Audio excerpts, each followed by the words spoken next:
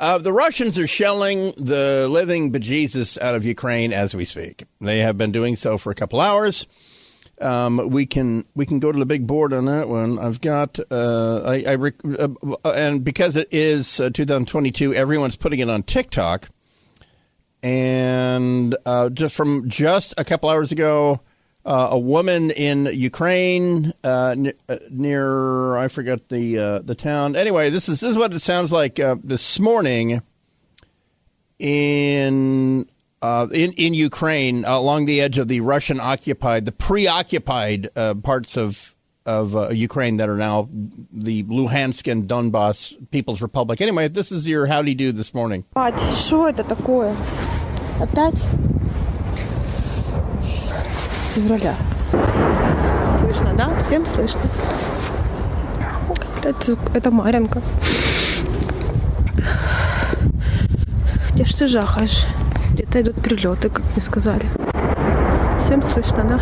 That doesn't sound good. That snowboating accident. That is probably Russian 122 millimeter or 152 millimeter high explosive rounds, and this is happening all along that front. And so what's also happened is that the Russians are blaming the Ukrainians. So oddly enough, the rounds are landing in Ukraine. So the Ukrainians must be terrible at artillery. But so oddly enough, these very, very large rounds of artillery. And the thing is, this has been going on since 2014 in onesies and twosies per day. So the Ukrainians have been losing 2-3 guys per day, 10 a week since 2014. But it's been happening in very, very well targeted onesies and twosies, like once a day. And but this is different. This is a fire mission. This is a barrage.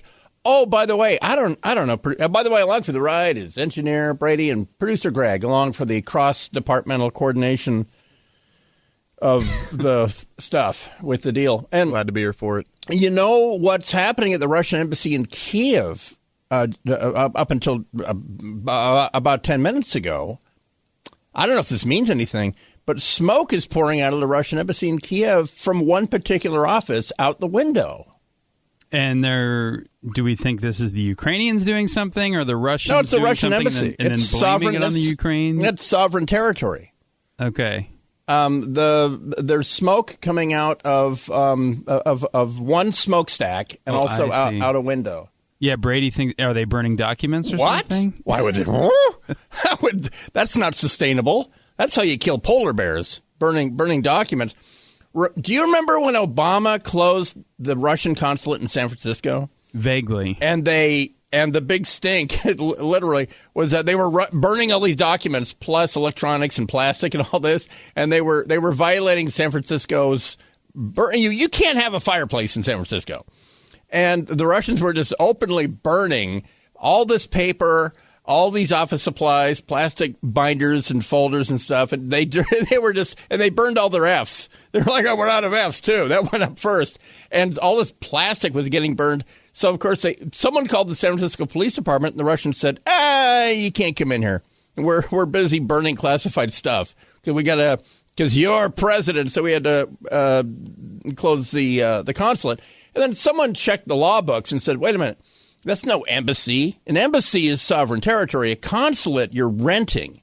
And so they went in there and put the fire out. Well, anyway, traditionally, a potential belligerent burns all their classified documentation before they leave an embassy. And the Russians right now are burnt. There's smoke. They have not elected a pope. The Eastern Orthodox. What color is the smoke? It's Kirill. Kirill is the pope of the Eastern Orthodox. It's white and black. So they're like on the fence about electing a pope. So that really is happening in real time right now. And then we were told that it's so crucial that Anthony Blinken turn around his plane. He's headed to the Munich Security Conference and the whole thing. I will say this about what is going on with the Blinken plane. It's a really unusual track. He is not going 520 knots, and that plane is not at 33,000 feet. They're spoofing the what's called ADS-B, the satellite tracking on that. He is, if he was 520 knots, he would be past Newfoundland. So anyway, they're saying he's turning around. They're saying he's going to speak at the UN at 7 a.m. I'll tell you why that might be a nasty surprise for him. If you've been listening, for the past 2 weeks, you might know already. But anyway, back in a second, we'll check the traffic, and we'll get back. You wait till you hear about the eco blocks and how Seattle business owners are standing up and giving Seattle a couple of middle fingers. That more. It's AM 770 KTTH. Brian Suits here. Let's get you to work with the right way traffic. Hey, welcome back. Ukraine is being shelled. Did I tell you that I licensed my car yesterday, Greg? You didn't tell me that. Tell me more. I told Brady to tell you. I was in line at the cash machine longer than it took me to re-register a out-of-state vehicle. It was way cheaper than I thought, and it took 5 minutes. So what's your takeaway? I'm blown away by my takeaway. It was first of all, it was purchased out of state, brought here without registering it. Of course, it's within 30 days of me living here, and I was kind of holding off because wherever it was I left, you have to make an appointment. It's still hours and hours and hours. I hate lines because lines are full of people, and as you'll find out, I hate people. And so I went to this one place I was listening to Dory. It was like 2, so it was 2, like 2 p.m. And nobody at the window. This is because folks, you live in a state where they allow private business to do fairly mundane functions of the DMV. No line, brought my cash, and I said, "Is this the paperwork I need?" And she said, "Bill of sale, out of state, release of title, da da." And she goes, "Yep," and bada bing, bada boom, you were out of there. Crazy. So because the headlight was way cheaper than I thought, and it took 5 minutes. So what's your takeaway? I'm blown away by my takeaway. It was first of all, it was purchased out of state, brought here without registering it. Of course, it's within 30 days of me living here, and I was kind of holding off because wherever it was I left, you have to make an appointment. It's still hours and hours and hours. I hate lines because lines are full of people, and as you'll find out, I hate people. And so I went to this one place I was listening to Dory. It was like 2, so it was 2, like 2 p.m. And nobody at the window. This is because folks, you live in a state where they allow private business to do fairly mundane functions of the DMV. No line, brought my cash, and I said, "Is this the paperwork I need?" And she said, "Bill of sale, out of state, release of title, da da." And she goes, "Yep," and bada bing, bada boom, you were out of there. Crazy. So because the headlight, the sponsor of Your Right Way Traffic, just reminded me that I'm driving with Washington plates, so no more cutting me off, no more F you, Californian, go back to California. And I'm yelling back, "I'm actually from here. I bought the car down there. Sorry." But you know what reminded me of that? Is it me, or are standard low beam headlights blinding now? We're 3 guys that drive, just like all of you right now. You drive to work in the dark.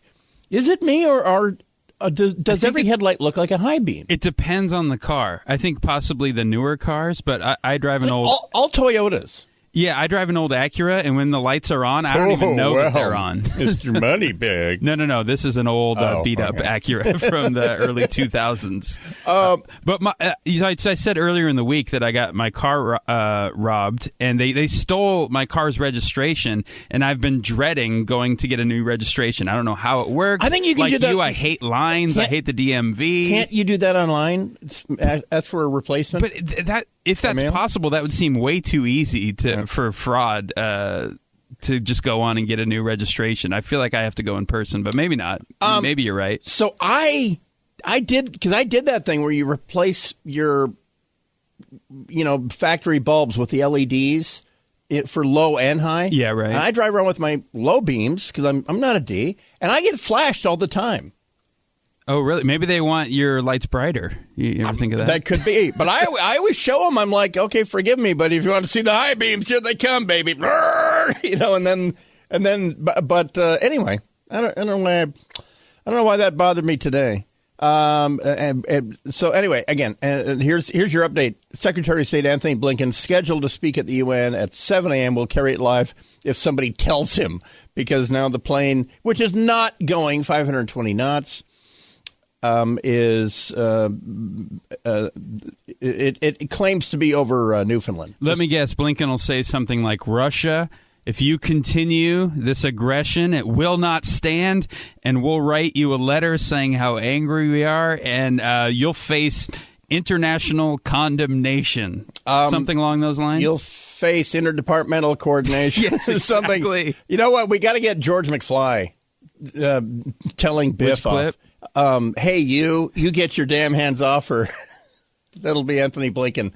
That'll be Anthony McFly. But like I say, I think they're spoofing the tracking, because they're, the American ambassador to the UN, CNN, everyone is saying that he is turning around. He's going to be at the UN at 7 a.m. So we'll find out. And so reports coming in all around this, just so that you all understand, all around this edge of this preoccupied edge since 2014 of Ukraine. So whatever map you're looking at, if it's not updated with the fact that the Russians have a 50-mile head start and have since 2014. When you're tracking U.S. government aircraft, you must know that all State Department flights use a call sign of SAM and then a number. And like right now, by the way, we're tracking the reports that the Secretary of State, Anthony Blinken, or A. Blinken, is going to be addressing the UN about the fact that the Russians are shelling the crap out of Ukraine, and that they're going to blame it on the Ukrainians, and that this may be their false flag. I think we have some exclusive audio of what Blinken might be saying in Munich when he arrives. Let me see your whole palace, or else. Or else what? Or else we will be very, very angry with you. And we will write you a letter telling you how angry we are. That's going to be striking. Pretty bad. And so right now, there's one that he was scheduled to be on, and it continues to Europe. There is, and that's SAM 210. SAM 310 is a 737, and it's going to Europe. The one that I found is, because I just saw footage of the Washington Post diplomatic reporter yelling any response to the shelling in eastern Ukraine, and it went something like this. Mr. Secretary, any response to the shelling in eastern Ukraine? And there was none. He was bemasked, and he was walking towards an aircraft. He's not getting on a 757. He's getting on a 737. So I said to myself, well, start tracking those. And I found SAM 376, which is headed directly to New York City. It's going 354 knots, and it's currently at 13. Well, is there any 13,625 feet? What's the level of shelling at this point? I mean, it doesn't exactly sound like it's blitzkrieg over there. Please, I mean, are they starting out just kind of subtly with a few bombs, and then they're going to increase? Or what's your take on this, Brian? What are they doing with this initial round here that it sounds like is commenced? And would the gentleman in 7D with the hashtag LGB mask please eject himself out of the aircraft?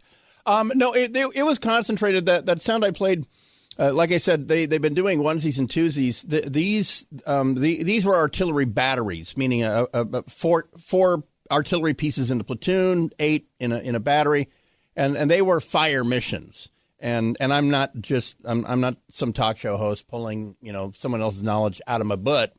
That'd be the 7 o'clock hour.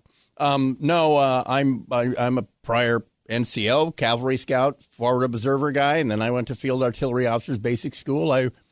And after, good Lord, after 6 months in Oklahoma, at least I do know what I'm hearing. Organized, intentional, not accidental artillery fire like I'm normally responsible for in Yakima. But no, this was. If I heard this as a fire support officer, not only do you send it at the bad guys, but you have to tell your company commander or your battalion commander what you're getting. And so part of what we're trained on is what are you hearing? Is that mortars? If so, how big are they? How many are there? Because there's a thing called rate of fire, one tube of artillery can't fire every 8 seconds.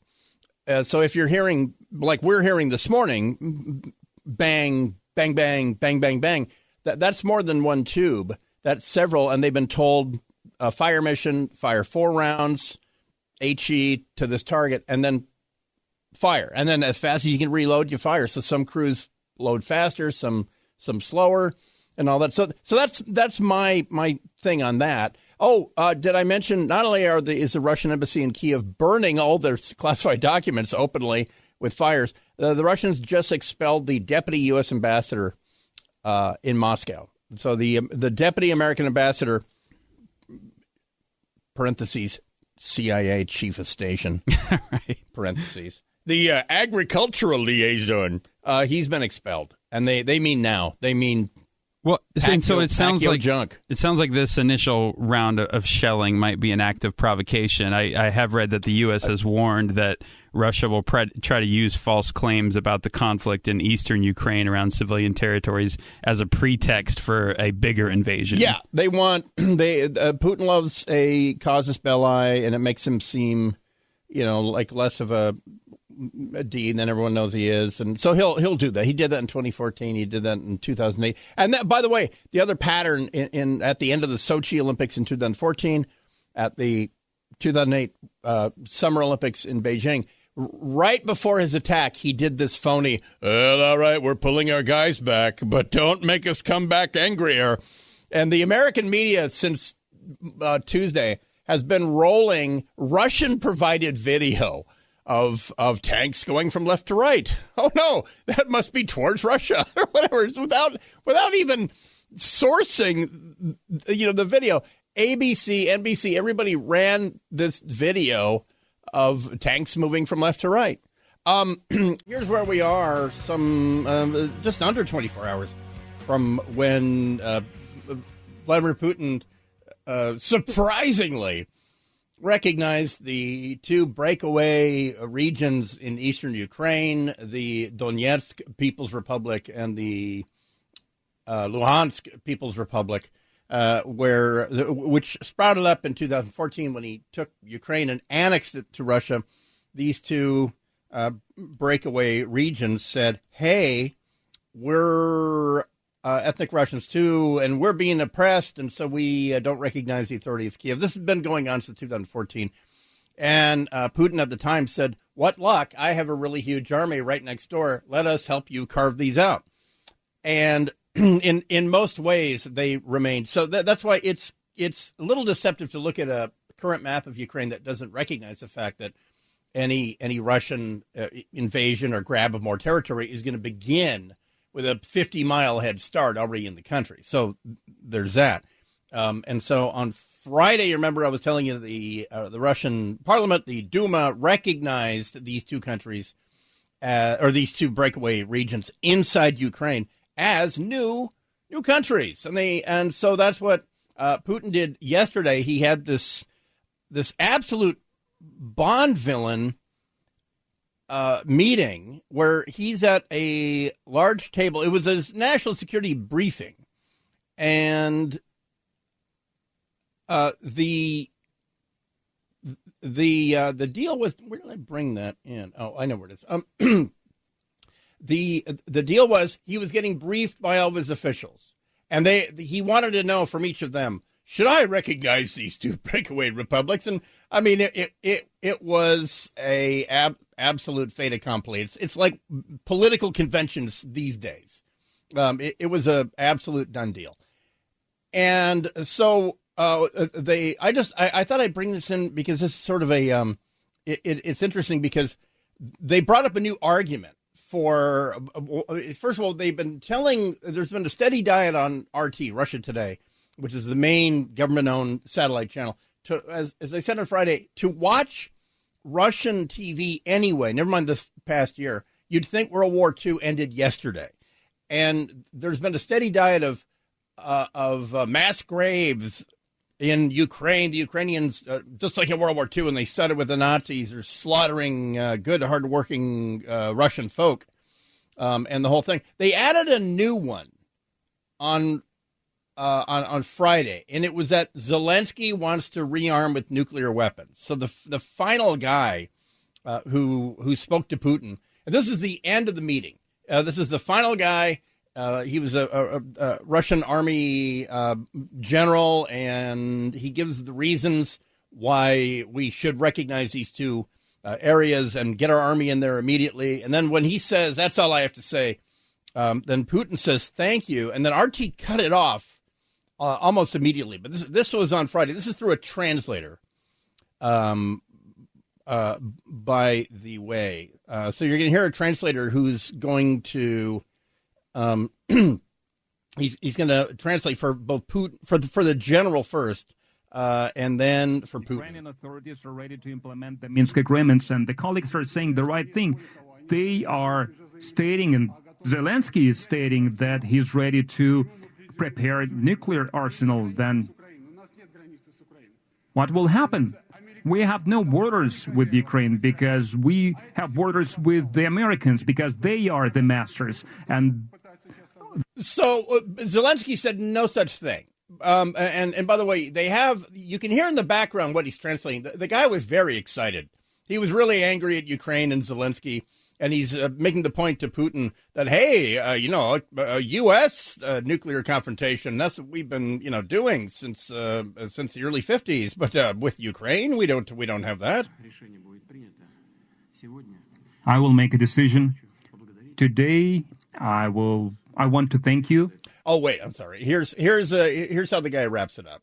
As puppets and pumping them with weapons, creating the nuclear arsenal in there. So we will remember about it in the future. So I think we need to move forward to continue protecting our country. That's all I have to say. Thank you. Thank you, dear colleague. Putin jumps in to thank you. So in other words, he's saying this is on live TV, and by the way, it was pre-taped because there were edits. It was supposed to be live, right? Well, somebody had a still shot taken of his watch, and it did not correlate to when they said it took place. It was the Minister of Defense, Shoigu, Marshal Shoigu, was in civilian clothes, and he was sitting there addressing Goldfinger. And as he was talking, in Moscow time, it was 6:40 at night, but his wristwatch said it was 12:47 p.m. And they you don't sweat small detail. That's what happened. We look like fool. And so the final guy is there saying, hey, Zelensky said he wants to rearm with nuclear weapons. The Americans are pumping him full of weapons. This is crazy. So that's what the Russian people have seen. And then lo and behold, Putin recognizes these two. In a late night speech, he says he goes on about Ukrainian history and that we really are one country anyway. We're Slavic brothers. This is crazy. And he said at one point in the speech, and I mean, this is just interesting so that you know his mindset. He said at one point, talking to the Ukrainian people, hey, you want to de-communistify? You want to de-commify? This is de-commifying because you are a creation of the Bolshevik Revolution and Lenin. You want to get that out of your system. You got to reunify with Russia. and he was saying that angrily. And then he said, yes, we will recognize these two areas that are, ethnic Russian, all that. And then remarkably, those two areas invited the Russian army in. And so it's putting the Biden administration into a completely unpredictable spin. What blows me away is how Putin, step by step, has been playing them and how everything is already scripted. And they didn't read the script. How come some grab-ass talk show host in Seattle knows everything he's going to do, but the Biden administration did not? Hold on. He put some crippling sanctions on those regions, those eastern Ukrainian regions. It was the most feckless move by the Biden administration over the weekend. Right when Putin started to send his military over, Biden said, I forbid any American investment or business to take place in these eastern Ukrainian regions. Yeah, wow. In the DNR and LNR. The bold stroke of geopolitical chess. The first the first sanction is against Ukraine or people in Ukraine. And so because you see, if you're invited in, it's not an invasion. And that's where Putin has people all spun up because, well, would we really call that an invasion? Yes, you would. Yes, you would. If you knew what you were doing, no more of this crap about we're not going to say what the sanctions are, or else it'll lose its deterrence. No, now you do. And you should see they're going crazy in Poland right now, saying you have all these arrows in your quiver and you're reaching for the dart. You just get the biggest arrow out right now. This guy doesn't understand it. The Germans this morning said we are cutting off the approval process for the new pipeline that'll avoid Ukraine and bring natural gas directly from Russia. So wait till you hear what the future, like by the end of today, has for that. We'll be back in a second. AM 770 KTTH. Also, the president is supposed to speak about the real sanctions. That yesterday was the warm-up. Today is the main attraction or something, sometime in the next 2 hours. So, but also the guy was hitting. So it's ongoing. The slow motion invasion of Ukraine and the pre-positioning of Russian forces in the two brand new countries. Welcome to the world. Luhansk People's Republic and Donetsk People's Republic, the LNR and DNR, Novrodno peoples. So the LNR and DNR invited in at a shocking surprise. On Monday, Putin recognized the two countries. His army is rolling in to where his army rolled in 2014. So it's effectively like a 50-mile head start. And then they've already announced that, well, we want the rest of the region, which pretty much extends about 50 miles west of the Dnieper River, which at the northern end of Ukraine. That's where Kiev is. But now sanctions were announced by the president yesterday. They're mainly banking sanctions. They don't touch the energy sector, which is the Achilles heel of the Russian economy, which is smaller than Italy's, everybody. Smaller than Italy's. Italy's economy kicks Russia's ass. So instead of going hard a week ago on that, instead, this incremental thing of, well, their ATM, if you're a friend of Vladimir, your ATM card's not going to work today. Meanwhile, in Britain, where Russian oligarchs do things like own Premier League teams, Prime Minister Boris Johnson did his own sanction announcement. Today, the UK is sanctioning the following 5 Russian banks: Rossiya, IS Bank, General Bank, Promzyaz Bank, and the Black Sea Bank. And we are sanctioning 3 very high net worth individuals: Gennady Timchenko, Boris Rottenberg, and Igor Rottenberg. Any assets they hold in the UK will be frozen. The individuals concerned will be banned from travelling here. And we will prohibit all UK individuals and entities from having any dealings with them. There you go. Those are well targeted. If you are unaware of this, they call it Londongrad from time to time. A lot of oligarchs pop smoke out of Russia in the early 2000s, took their money to London, but they're still beholden to Putin back in Moscow, and they fly back and forth. The super wealthy Roman Abramovich, and he owns a Premier League team.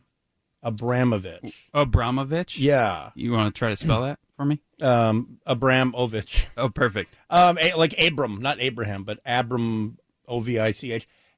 He sallied his yacht. He has a crazy huge yacht, that you would only have if your name is Roman Abramovich or Bezos.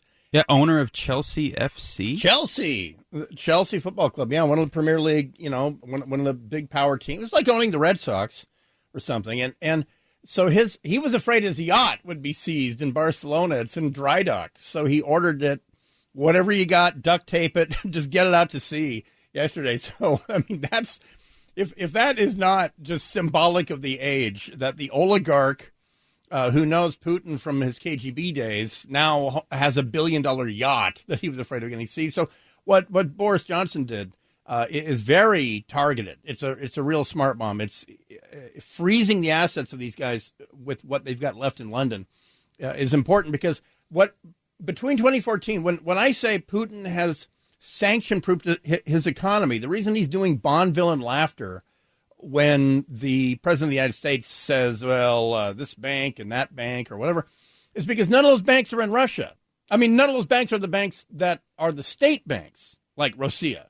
And what Putin has been doing since 2014 is he's been telling the various oligarchs around the world, listen, bring your money back to Russia.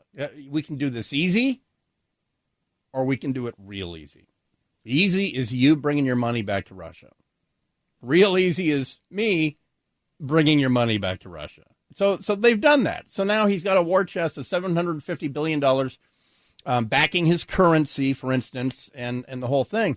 Because when he cut his drug deal with President Xi before the opening of the Winter Olympics, they signed a deal to provide China with natural gas. So whatever Germany does, whatever Europe does, Xi has him covered because he will buy as much natural gas as the Russians will sell him at a pre-agreed price. The other condition, for people who don't know this, this is not new. This happened in 2013. President Xi bought 5% of Ukraine. He's buying up farmland here, too. And I know, what's he going to do? Put it in a dump truck and ship it back to China or something? I know. But he bought 5% of Ukraine. He bought the equivalent, I want to say Connecticut. He bought the land area equivalent of Connecticut, whatever, 15 million hectares. I don't know how many liters in a hectare. I'm not sure. But anyway, it's the equivalent of 5% of Ukraine. China bought that much. And what they do with it? Well, they leased it back to Ukrainian farmers, and they ordered them what to grow, and they're growing feed corn. And so she clearly told Putin, do whatever you want to the house, but don't touch my big screen. Because I know this, I'm layering thing on thing on like it's some kind of sport or something. And also we disabled, by order of management, we disabled the panicky music. So that's why when I say Ukraine, when I say Ukraine, it triggers. It seems like the strategy that you're talking about here that could be effective is go after the oligarchs and Putin's cronies, make them feel it the most. And the other thing is, I saw this soundbite from Ukrainian Foreign Minister Dmytro Kuleba, who talked about Plan A and Plan B, and I wanted to play that clip for you, Brian. Yeah, that was with Secretary of State Anthony Blinken yesterday. Yes. They made statements and they took questions, and Dmytro Kuleba giving his here it is, his version. Oh, it's not playing. A is to utilize every tool of diplomacy to deter Russia and prevent further escalation. And if that fails, Plan B is to fight for every inch of our land and every city and every village. To fight until we win, of course. Unless China owns it. Okay, but fight. So again, like we talked about yesterday, you have to make Russian mothers feel it for this expansionist adventure of Putin's here. So you make his cronies feel it, and then you make Russian mothers feel it by arming and helping to arm Ukraine to the hilt, which I saw the UK is doing. I haven't seen a lot of stories about the US doing that. Yeah, are we? Yeah, like 9 or 10 747-8s full of small arms ammo and all that. But what Putin is doing is fairly masterful in that I tweeted out some video earlier today of Russian troops in a troop truck, every one of them face down in their screens. And they're updating, like I'm seeing in open sources, I'm seeing their geolocations and where they are as they're going into the DNR, LNR, and also as they're getting into final assault positions along the Ukrainian border. They're TikToking it.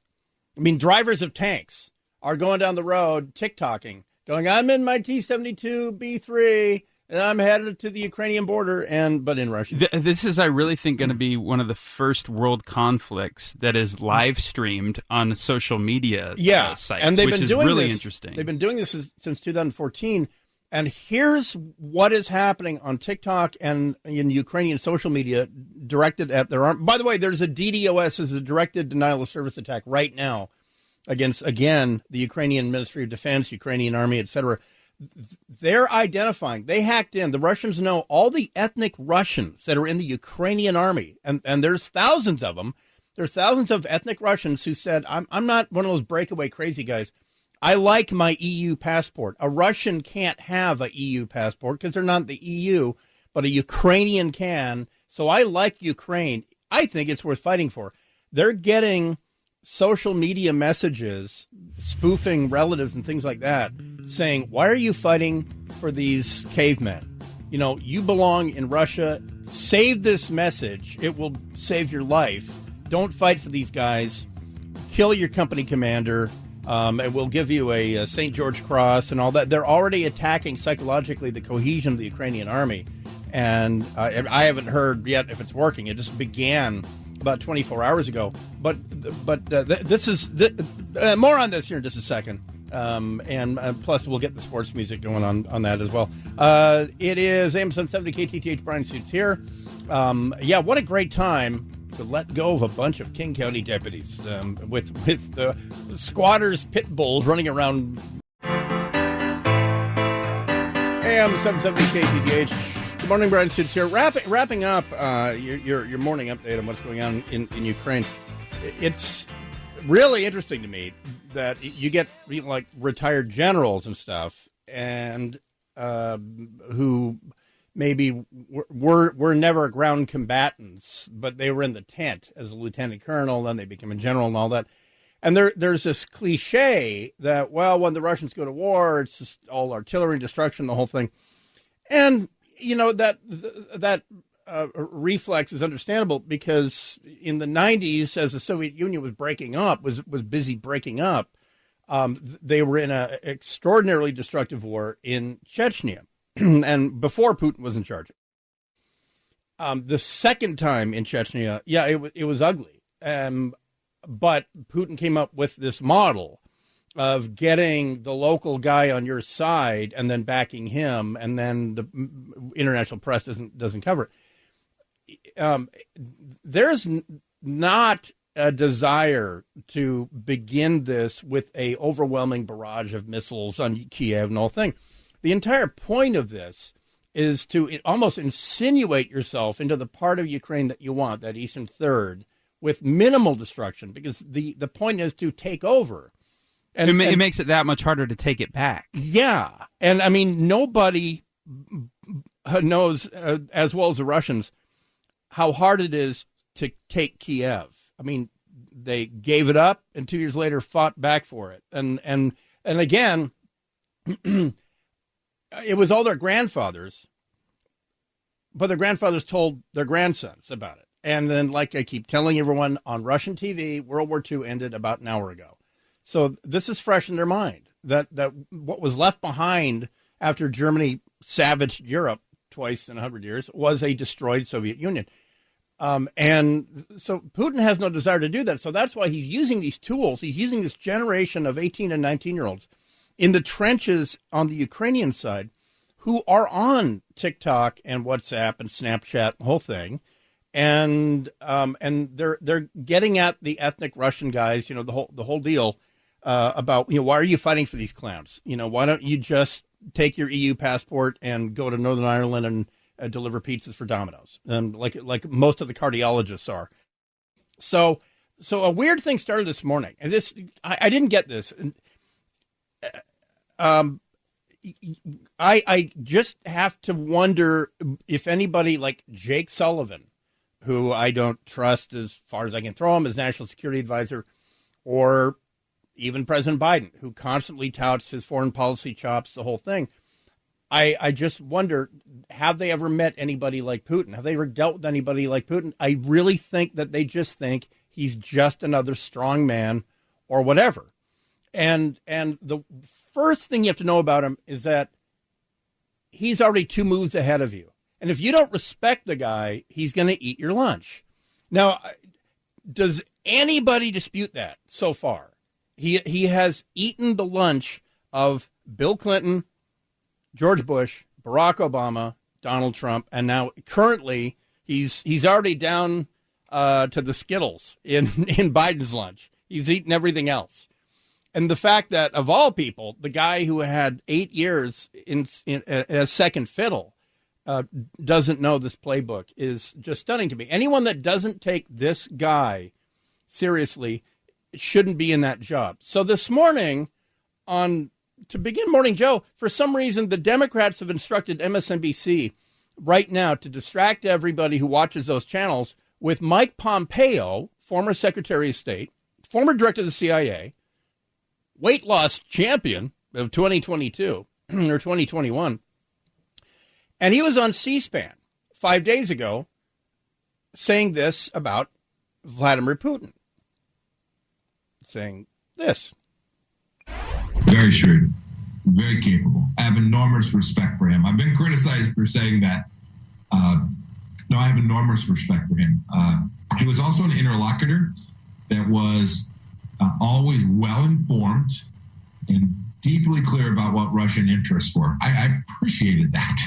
It required the same from us, from me, from my team. We had to be equally prepared and equally protective of the interests that matter to the United States. He is very savvy, very shrewd. It's not my favorite soundbite.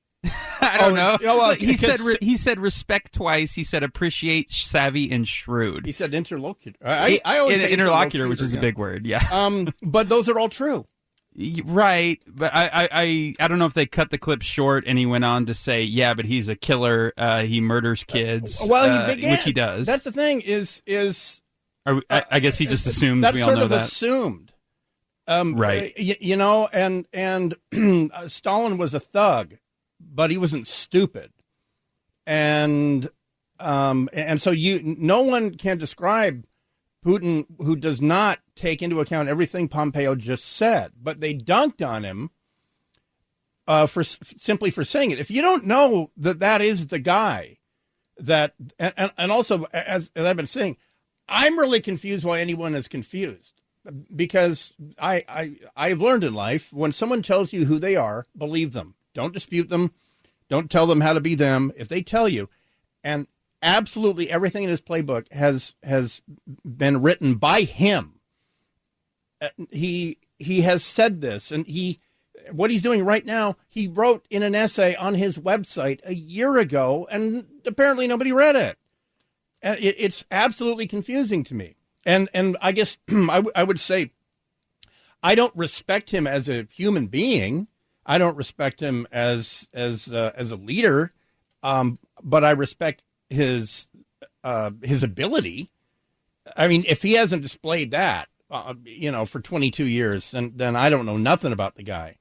But he is currently 2 or 3 moves ahead of the United States and NATO and the EU, because he thought this out after 2014. And the fact that, so the issue is, we do have Thor's hammer, and it's time to use it, because a week from now, when we are talking about hundreds or thousands of Ukrainians dead because they couldn't get out of the way, or whatever, just imagine that they would be alive a week from now if we hit them in the energy sector right now. Because if you don't do that, you're basically saying you have nothing after that. Well, he knows his energy sector is vulnerable. That's why he's expanded his economy. His countermeasure is the GDP has increased in Russia. So you have to know that. And it's a myth to say, oh, it's all energy, and that's 90% of the Russian economy. No, it's not. But it's a significant part of the Russian economy. And Putin already knows how the energy sector around the world works. He knows that if we promise Europe that we will ship for free liquefied natural gas from Louisiana in ships to Bordeaux, France, it would still skyrocket the price at the pump. He knows that, and he knows that American presidents and Democratic political parties don't get reelected midterm if there is inflation. And there hasn't been inflation like this for 40 years. So he knows full well that you're pretty much writing off Congress if you do that. And there are people in Ukraine alive this moment. There's kids in Ukraine alive this moment that will be dead next week. And he knows that. And if you don't respect the fact that you're dealing with someone who has worked this out, but so that was your first pass on that, real quick. So he sounded kind of was there admiration? Did you sense in that? I did, in his tone of voice. I mean, I get what you're saying. There is nuance to the clip, but the words that stuck out to me were appreciate, savvy, and respect. Yeah. And you have to counterbalance that with he's a killer, he's a madman, he's losing it, he's unstable, and he's our biggest geopolitical foe. Yeah, if he doesn't like you, you might want to get a ground floor apartment real fast. Back in a second, it is AM 770 KTTH. Yeah, what a great time to fire. That's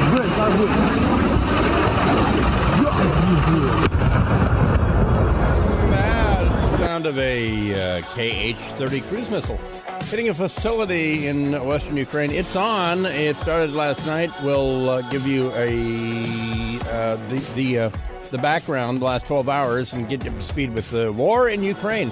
Who saw this coming? AM 770 KTTH. Brian Suits here. Back in a second if we get you to work with our snowy right-way traffic.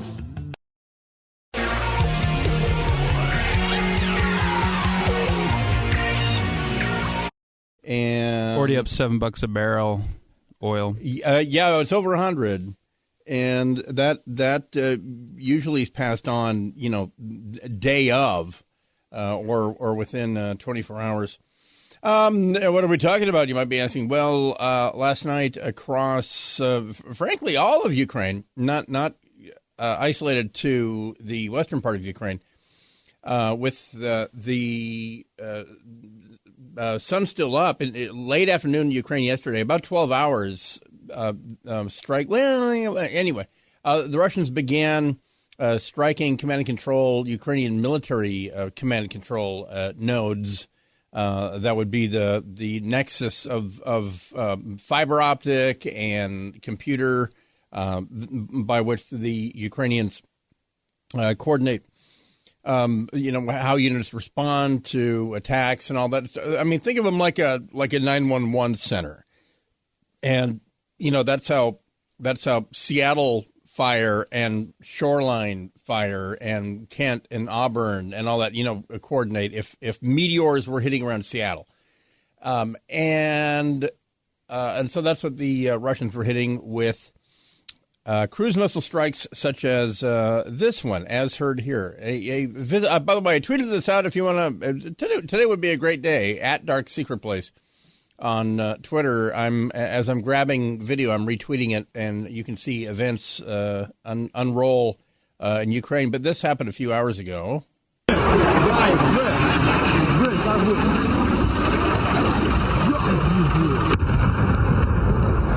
that's the sound of the turbine that powers the cruise missile. That it's not a bomb whistling.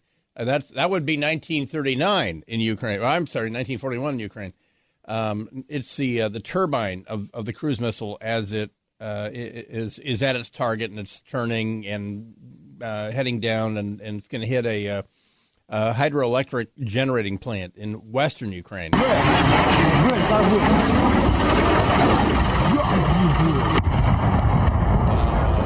So the result is that the capital Kyiv, which was hit, is in complete disarray because people waited until after bombs and missiles are falling to get in their cars and leave, but they all decided to stop at the ATM on their way out. I mean, I'm not kidding. There's huge long lines at ATMs in Ukraine, which, guess what, were hit last night and will be hit today again.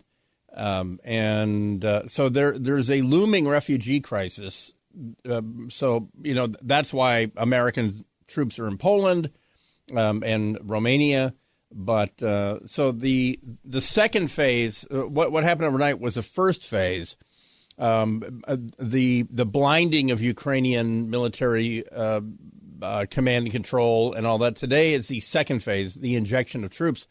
So from, I would just say, if you want to follow along, get a map. But from the area that the Russians annexed in 2014, Crimea, There's a armored thrust coming out of the Crimean Peninsula and spreading out, and they're meeting up with the part of Ukraine that the militants have already broken away, where the Russians had a 50-mile head start. And then also there's a seizure of airfields around Kiev, because the intent there is to seize an airfield and let conventional aircraft fly in. I've already seen, as of today, video proof that I can confirm shows at least 10 Russian helicopters shot down, either in the act of being shot down or after they've impacted the ground. But the Russians brought so many assets, they obviously have factored this in. Politically, I have not seen, by the way, producer Greg here along for the ride. I'm assuming the White House said something last night. I saw something from Psaki on Twitter, and I think Biden is speaking today around noon Eastern, unless they changed that from last time I saw. Yeah, I saw that night, and I thought, well, 9 Pacific, really? Noon Eastern? Sure. He should have been on TV last night. I know, because that's as crazy as for other stuff, fairly mundane stuff. He's speaking at 7 a.m.